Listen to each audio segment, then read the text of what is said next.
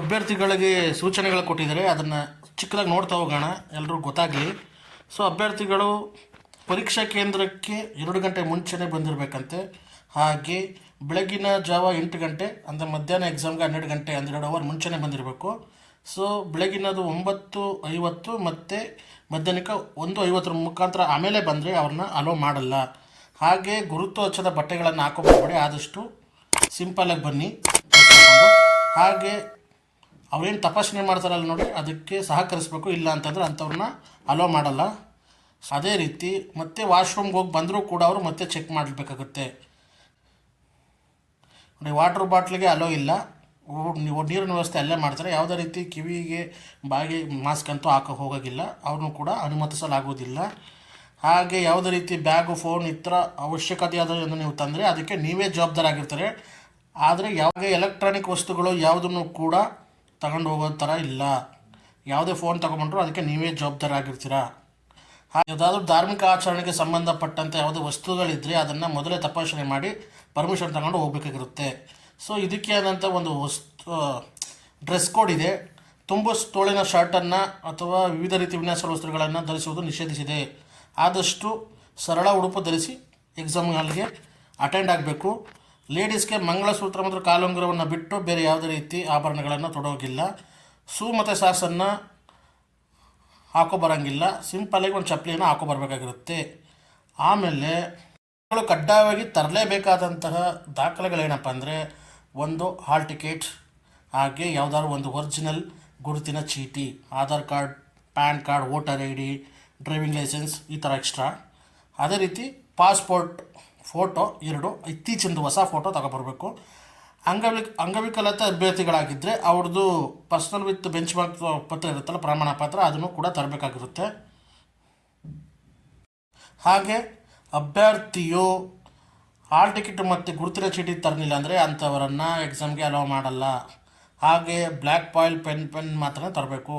ಕಪ್ಪು ball point ಪೆನ್ನಿನಿಂದ ಮಾತ್ರ OMR sheet ಉತ್ತರ ಹಾಳೆಯಲ್ಲಿ ಬರೀಬೇಕಾಗಿರುತ್ತೆ ಅಥವಾ ಅಲ್ಲಿ ಯೂಸ್ ಮಾಡಬೇಕಾಗಿರುತ್ತೆ. ಬ್ಲ್ಯಾಕ್ ಬಾಲ್ ಪೆನ್ ಮಾತ್ರ ಯೂಸ್ ಮಾಡಿ.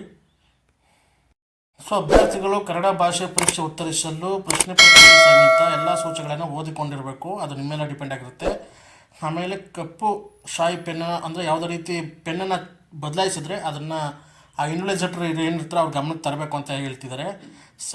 ಕೊನೆಗೆ ಕನ್ನಡ ಮಾಧ್ಯಮದಲ್ಲೇ ಉತ್ತರಿಸುವುದು.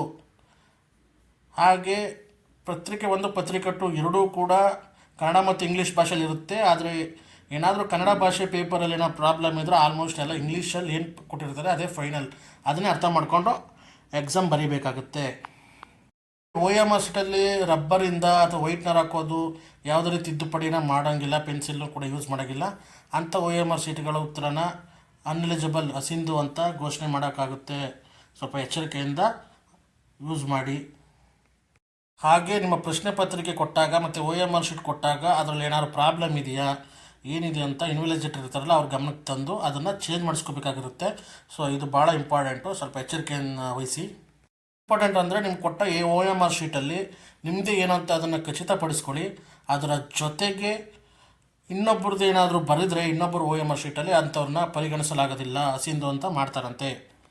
ಹಾಗೆ OMR ಹಾಳೆಯಲ್ಲಿ ನಿಮ್ಮ ಸಹಿ ಮಾಡೋಕ್ಕೆ ಜಾಗ ಕೊಟ್ಟಿರ್ತಾರಲ್ಲ ನೋಡಿ, ಅಲ್ಲಿ ಕಪ್ಪು ಬಾಲ್ ಪಾಯಿಂಟ್ ಪೆನ್ನಿಂದ ಮಾತ್ರ ಸೈನ್ ಮಾಡಬೇಕು. ಅಂಥವ್ರು ಸೈನ್ ಮಾಡಲಿಲ್ಲ ಅಂದರೆ ನೀವು ಏನೇ ಆನ್ಸರ್ ಮಾಡಿದ್ರು ಅಥವಾ ಸಿಂಧು ಆಗುತ್ತೆ. ಎಚ್ಚರಿಕೆ ವಹಿಸಿ. ಹಾಗೆ OMR ಉತ್ತರ ಹಾಳೆಯಲ್ಲಿ ನಿಮ್ಮ ಏನು ರಿಜಿಸ್ಟರ್ ನಂಬರ್ ಅದಿರುತ್ತೆ ಮತ್ತು ಪ್ರಶ್ನೆ ಪತ್ರಿಕೆ ಶ್ರೇಣಿ ABC ಯಾವ್ದು ಕೊಟ್ಟಿರ್ತೀರೋ ಅದನ್ನು ಕೂಡ ಮೆನ್ಷನ್ ಮಾಡಿ ಆ OMR ಶೀಟಲ್ಲಿ ಬರೆದಿರಬೇಕು. ಇಲ್ಲ ಅದು ಕೂಡ ಅಸಿಂಧು ಆಗುತ್ತೆ, ಬರೀಲಿಲ್ಲ ಅಂದರೂ ಅದು ನಿಮಗೆ ಎಲಿಜಿಬಲ್ ಆಗಲ್ಲ. ಎಕ್ಸಾಮ್ ನಡೆಯುವಾಗ ಒಂದು ಶೀಟ್ ಕೊಟ್ಟಿರ್ತಾರೆ ನೋಡಿ, ಅದು ನಾಮಿನಲ್ ರೋಲ್ ಅಂತ ಕರೀತಾರೆ. ಅದರಲ್ಲಿ ನಿಮ್ಮ ಹೆಸರು, ನಿಮ್ಮ ಫೋಟೋ, ನಿಮ್ಮ ರಿಜಿಸ್ಟರ್ ನೇಮ್ ಕರೆಕ್ಟಾಗಿದ್ದರೆ ಅದನ್ನು ಖಚಿತಪಡಿಸ್ಕೊಂಡು ಅಲ್ಲಿ ಪೂರ್ಣ ಸಹಿಯನ್ನು ಮಾಡಬೇಕಾಗಿರುತ್ತೆ, ಎಕ್ಸಾಮ್ ಅಟೆಂಡ್ ಆಗಿದ್ದೀನಿ ಅಂತ. ಹಾಗೆ ನಿಮ್ಮ OMR ಶೀಟಲ್ಲಿ ಕೊಟ್ಟಿರುವಂಥ ಪ್ರಶ್ನೆ ಪತ್ರಿಕೆ ಶ್ರೇಣಿ, ಹಾಗೆ ಪ್ರಶ್ನೆ ಪತ್ರಿಕೆ ಕೊಟ್ಟಿರೋ ಶ್ರೇಣಿ ಕೂಡ ಅಂದರೆ ಕ್ವಶನ್ ಪೇಪರಲ್ಲಿರೋದು ಮತ್ತು OMR ಶೀಟಲ್ಲಿರೋ ಶ್ರೇಣಿ ಅಂದರೆ ABCD ಯಾವ ಪೇಪರ್ ಇರುತ್ತೆ ಅದು ಕರೆಕ್ಟಾಗಿದೆಯಾ ಅಂತ ಚೆಕ್ ಮಾಡ್ಕೋಬೇಕು. ಏನಾದ್ರು ಬೇರೆ ಇದ್ದರೆ ಅದನ್ನು ಇನ್ವಿಲೇಜರ್ಗೆ ಹೇಳಿ ಅದನ್ನು ಬದಲಾಯಿಸ್ಕೋಬೇಕು. ಉತ್ತರಿಸಿದ OMR ಉತ್ತರ ಹಾಳೆಯಲ್ಲಿ ಅಭ್ಯರ್ಥಿ ಸಮೀಕ್ಷರು ಇಬ್ಬರು ಸಹಿ ಮಾಡಿರುವುದು ಕಡ್ಡಾಯವಾಗಿರುತ್ತೆ. ಆ ಇನ್ವಿಲೇಜರ್ ಸೈನ್ ಮಾಡಿರಬೇಕು, ಆ ಸ್ಟೂಡೆಂಟು ಕೂಡ ಅಲ್ಲಿ ಸೈನ್ ಮಾಡಿರಬೇಕು. ಸೊ ಇದು ಅಷ್ಟೇ, ಇಬ್ಬರು ಸೈನ್ ಮಾಡಿರಬೇಕು, ಅದನ್ನು ಖಚಿತಪಡಿಸ್ಕೊಳ್ಬೇಕು ಅಂತಲೇ ಇರೋದು. ನಿಮ್ಮ ಕ್ಯಾಂಡಿಡೇಟ್ ಕಾಪಿ ಅಂದರೆ ಎಕ್ಸಾಮ್ದು OMR ಶೀಟ್ ಇರುತ್ತೆ, ಅದನ್ನು ನೀವು ಜೋಪಾನಾಗಿ ಇಟ್ಕೋಬೇಕು. ಇಡೀ ಅಂತಿಮ ಆಯ್ಕೆ ಪಟ್ಟಿ ಪ್ರಕಟ ಆಗೋ ತನಕ ಅದು ನಿಮ್ಮ ಜೊತೆ ಇರಬೇಕು. ಯಾವಾಗಲಾದ್ರು ಇಲಾಖೆಯವ್ರು ಕೇಳಿದ್ರೆ ಅದನ್ನು ಹಾಜರುಪಡಿಸ್ಬೇಕೈತೆ, ಸ್ವಲ್ಪ ಜೋಪಾನಾಗಿ ಇಟ್ಕೊಳ್ಳಿ ಅದನ್ನು. ಸೊ ನೀವು ಕ್ಯಾಂಡಿಡೇಟ್ ಕಾಪಿ ಇಟ್ಕೊಂಡು ಒರಿಜಿನಲ್ ಕಾಪಿನ ಇನ್ವಾಲಿಡೇಟರ್ ಕೈಲಿ ಕೊಡಬೇಕಾಗುತ್ತೆ. ಜೊತೆಗೆ ಪ್ರವೇಶ ಪತ್ರ ಮಾಡಿದ ತಕ್ಷಣ ನೀವು ಅಭ್ಯರ್ಥಿನ ಒಪ್ಕೊಂಡಿರ್ತೀವಿ ಅಂತಲ್ಲ. ಸೊ ಏನಾದ್ರು ತಪ್ಪು ಕಂಡು ಬಂದರೆ ಯಾವ ಹಂತದಲ್ಲಾದರೂ ನಮ್ಮ ಅಭ್ಯರ್ಥಿತ್ವವನ್ನು ರದ್ದು ಮಾಡುತ್ತಾ ಆಯೋಗ ಹೊಂದಿರುತ್ತದೆ ಅಂತ ಸೂಚನೆ ಕೊಟ್ಟಿದ್ದಾರೆ. ಅಭ್ಯರ್ಥಿಗಳ ಪರೀಕ್ಷೆ ಕೊಠಡಿಯಲ್ಲಿ ಯಾವುದೇ ಥರ ಚರ್ಚೆ ಮಾಡೋ ಥರ ಇಲ್ಲ, ಯಾವುದೇ ರೀತಿ ಅನುಚಿತ ಕಾರ್ಯನ ವರ್ತಿಸೋ ರೀತಿ ಇಲ್ಲ. ಬ್ಲ್ಯಾಕ್ ಬಾಯಿಲ್ ಪೆನ್ ಯೂಸ್ ಮಾಡಬೇಕು ನೋಡಿ, ಈ ಥರ ಯಾವುದೇ ರೀತಿ ಕಾರಣಕ್ಕೂ ಮಾಡಬಾರ್ದು ಅಂತ.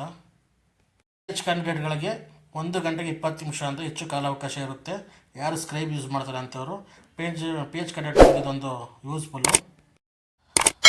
ಸೊ ಎಲ್ಲ ಕೋವಿಡ್ ಮಾರ್ಗಸೂಚಿನ ಪಾಲಿಸಬೇಕು ಅಂತಿದೆ. ಮತ್ತು ಎಲ್ಲ ಶಾಂತ ರೀತಿಯಲ್ಲಿ ವಿದ್ಯಾರ್ಥಿಗಳು ಮೇಲಿನ ಎಲ್ಲ ಸೂಚನೆಗಳನ್ನು ಕಡ್ಡಾಯ ಪಾಲಿಸಬೇಕು ಅಂತ ಇದು ಹೇಳ್ತಿದ್ದಾರೆ. ಸೊ ಇದು ಹ್ಯಾಂಡಿಕ್ಯಾಪ್ದು ಸ್ಕ್ರೈಬ್ ಯೂಸ್ ಮಾಡ್ತಾರಲ್ಲ ಅವರು, ಅಂದರೆ ಅವ್ರೇನು ಇಲಾಖೆಯವರು ಸೂಚಿಸಿರ್ತಾರೋ ಅಂಥವರನ್ನೇ ಯೂಸ್ ಮಾಡ್ಕೋಬೇಕು. ಅಂದರೆ ಅವ್ರ SLC ಮಿನಿಮಮ್ ಆಗಿರಬೇಕು.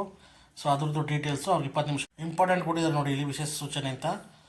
ಕನ್ನಡ ಭಾಷೆ ಪರೀಕ್ಷೆ ಮತ್ತು ಪತ್ರಿಕೆ 1 ಪರೀಕ್ಷೆಯನ್ನು ನಡೆಸಲಾಗುತ್ತಿದ್ದು ಎಲ್ಲ ಹುದ್ದೆಗಳಿಗೂ ಕೂಡ ಕನ್ನಡ ಪರೀಕ್ಷೆ ಮತ್ತು ಪತ್ರಿಕೆ 1 ಸೇಮ್ ಆಗಿರುತ್ತೆ.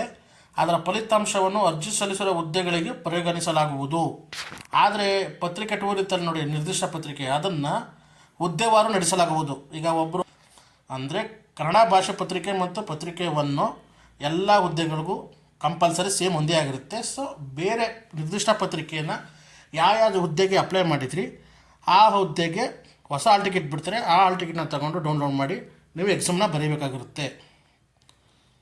ಸೊ ಇಷ್ಟು ಸೂಚನೆಗಳು, ಎಲ್ಲ ಸ್ಟೂಡೆಂಟ್ಗಳು ಇದನ್ನು ಯೂಸ್ ಮಾಡ್ಕೊಳ್ಳಿ. ನೀವು ಹೆಚ್ಚು ಶೇರ್ ಮಾಡಿ, ಹಾಗೆ ನಮ್ಮನ್ನ ಸಬ್ಸ್ಕ್ರೈಬ್ ಮಾಡ್ಕೊಳ್ಳಿ, ಹೀಗೆ ಸಪೋರ್ಟ್ ಮಾಡಿ. Thanks for the watching.